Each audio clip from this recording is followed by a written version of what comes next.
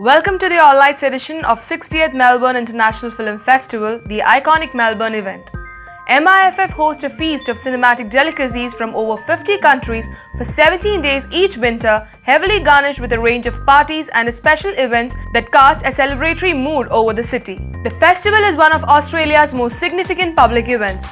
Let's take a look at the updates from the festival and some of the movies that made up to the 60th anniversary of the festival.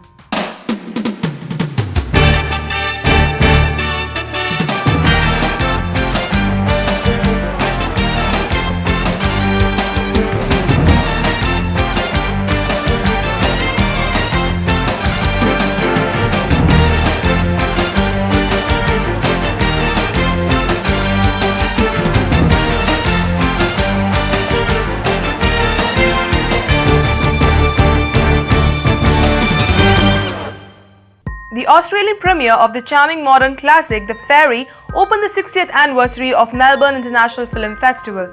The movie is a cinematic curiosity in all regards, the least of which is its triplicate directorial signature.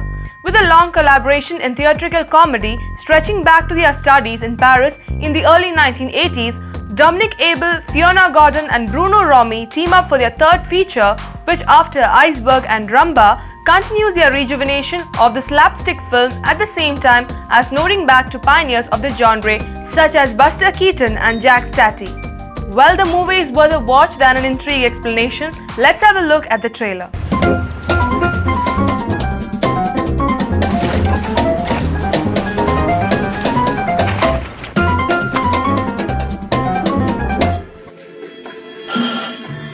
Bonsoir. Je suis Fiona. Je suis une fée. Vous avez droit à 3 souhaits.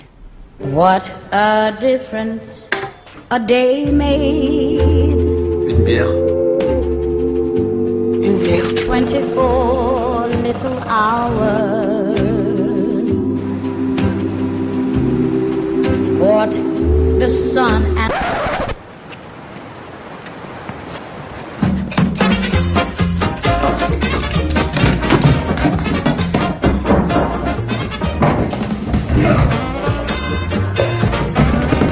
Je les prends.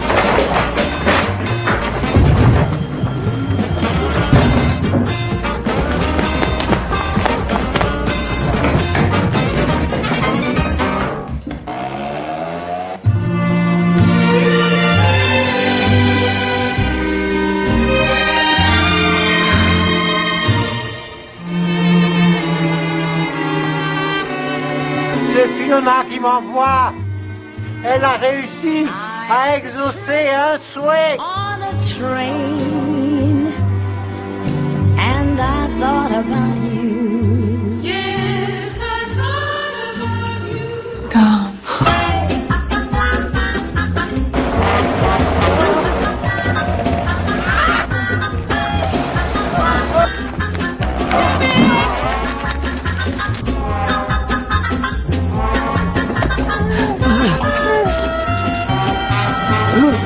Dom, tu as pensé à ton troisième souhait? Non. Melbourne International Film Festival's Premier Fund once again has provided support for a terrific slate of Australian films, all of which make their world premieres at this year's festival. Let's have a look at these movies. A gripping look at an attempt to realize a truly epic version, The Curse of the Gothic Symphony documents the journey of a team of orchestral obsessives in Brisbane as they attempt to bring the world's largest, longest and most complex symphony ever composed to the stage. Requiring 2 orchestras, 4 brass bands, 5 choirs and 600 people, the Gothic Symphony by English composer Havergal Brian is recognized by the Guinness Book of World Records as the largest, longest and most complex symphony ever composed. Why on earth did we take this on? The more you look into this, the more of a Pandora's box it becomes. I swear, it's cursed. It's cursed. It's the musical equivalent of climbing Everest, trekking to the South Pole, sending a man to the moon. This is probably about my 4th or 5th attempt to pull this off. in 25 years. This whole symphony is a big ask. It would be an incredible coup to bring off. The very opening couldn't be more strongly in D minor.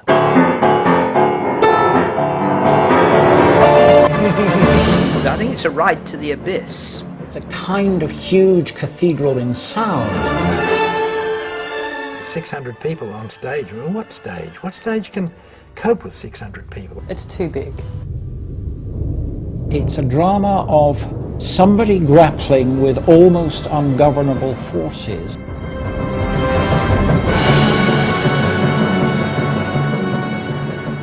There's this really catastrophic, cataclysmic climax. Something I sort of fell in love with is just turning nasty.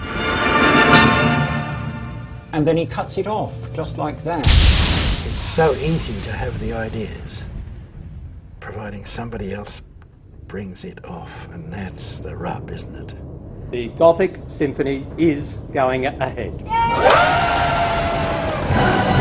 We got the money!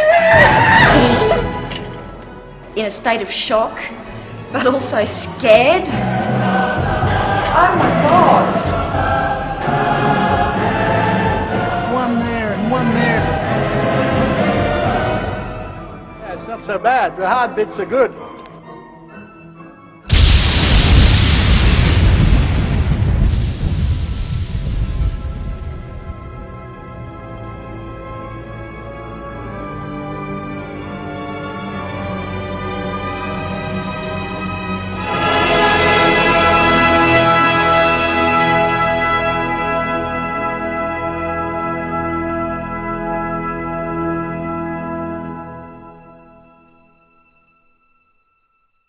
A celebrity photographer, an eccentric politician, a high-powered property developer, an epic battle to decide the fate at St Kilda parking lot.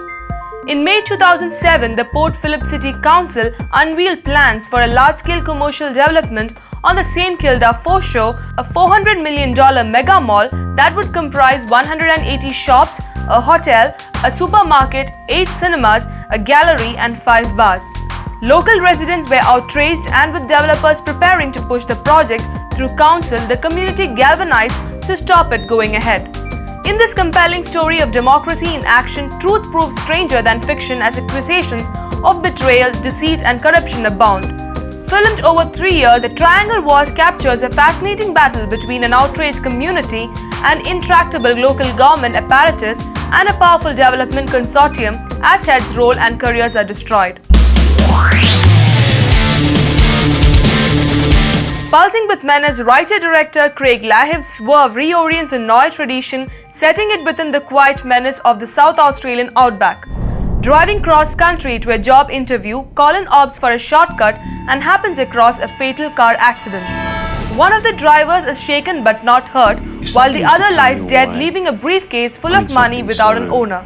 Despite his best intentions, Colin quickly finds himself drawn into a deadly game of survival where no one is quite what they seem. An accomplished Australian detour into genre filmmaking, this tightly paced thriller features a cast packed with top-tier local talent including Jason Clarke, Travis McMahon and Vince Colosimo. You know where I can find the local copper? You found him? Yeah, there was an accident out in the highway. We couldn't really leave that out there. No. I got just the place for this too. Are you a relation? Nah. All my relatives are breathing. So you had any thoughts on where the money came from? I'd say it's a couple of drug couriers making a drop. How much are we talking about here? A lot. Why'd you hand that briefcase in? Could have kept on going. I don't know. I guess honesty is one of my weak points. You sure you're not coming in?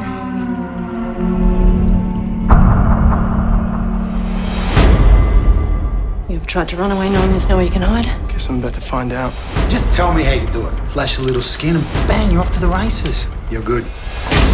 Is this what you're looking for? I can't do this without you. So when were you gonna tell me about the money? Why is he following you? I can say he's not the police. How do you think this is gonna look with your car parked out the front? I shouldn't be here. But you are here. Where is she?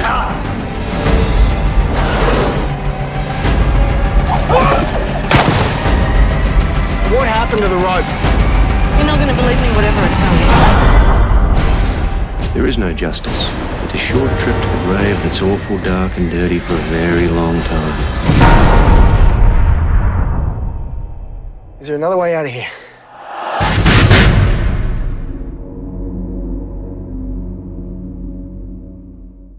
Three young African refugees in Melbourne's inner west find that love is never simple, especially when they all have their eyes on the same girl. Benny M. Ramsey and MJ are best friends. Hanging out at the Flemington Housing Commission flats they call home, the three Africans share a tight bond and a love of footy. But with the arrival of Sahara, the three friends suddenly find themselves competing for the same girl. Director Kuado co-wrote Falling for Sahara with his cast of African-Australian actors. Refugees recently arrived from Ethiopia, Eritrea, Sudan and Somalia. A tireless advocate for refugees and at-risk youth in Australia, Doe was awarded Young Australian of the Year in 2005. Falling for Sahara is the second film in his refugee trilogy.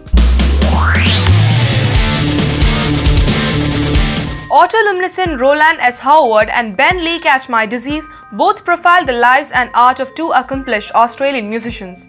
Guitarist, songwriter and artist Rowland S. Howard was an instrumental figure in the Australian rock scene, particularly renowned for his role in seminal post-punk outfit The Birthday Party. In a career spanning 30 years, Howard worked with best artists of his generation, including Henry Rollins, Lydia Lunch and Ollie Olsen.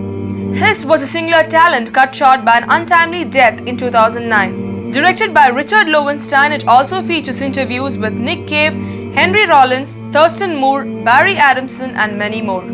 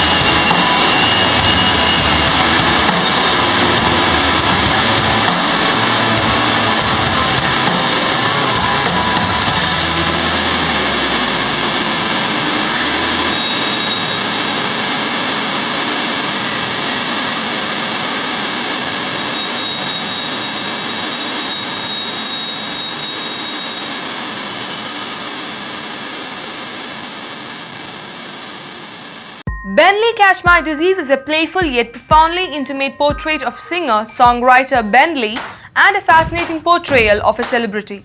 Destined for stardom, Ben Lee cemented his place in the annals of Australian pop with his catchy tunes and his extraordinary self-confidence.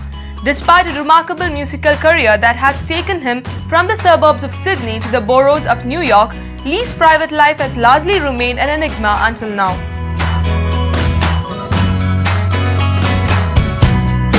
It is a box filled with nothing, and that's the way I like it. My garden's a secret compartment, and that's the way I like it, and that's the way I like it. Your body's a dream that turns violent, and that's the way I like it, and that's the way I like it. The winter is long in the city, and that's the way I like it. So please,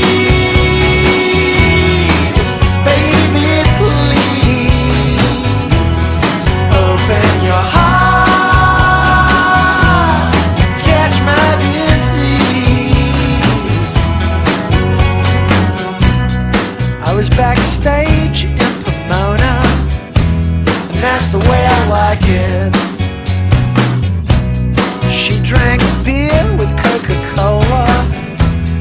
that's the way I like it, and that's the way I like it. She told me about the winds from Santa Ana, and that's the way I like it, and that's the way I like it. She told me she'd love me like fireworks, and that's the way I like it. So please, baby, please, open your eyes and catch my disease. So please, baby, please, come on and catch my disease. Catch it.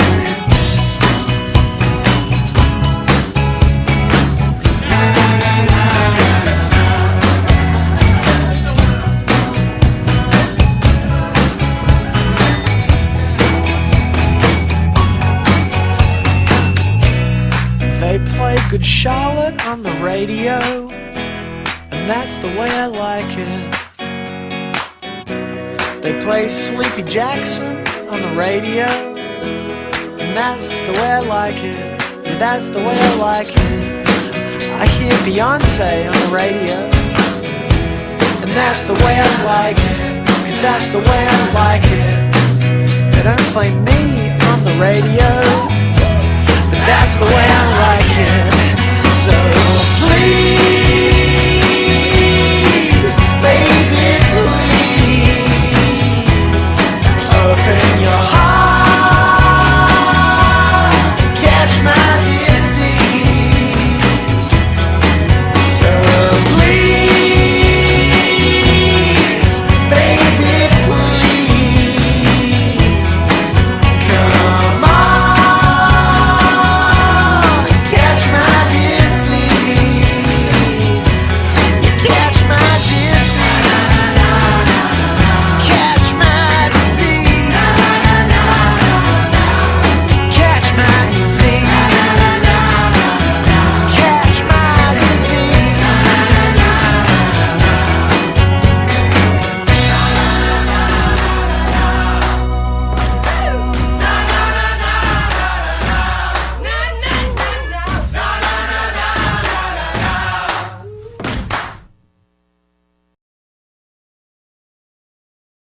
Well, that was the news that made up to the kickstart of the Melbourne International Film Festival. We'll be back shortly with the movie screen in the coming days of the festival. Stay tuned.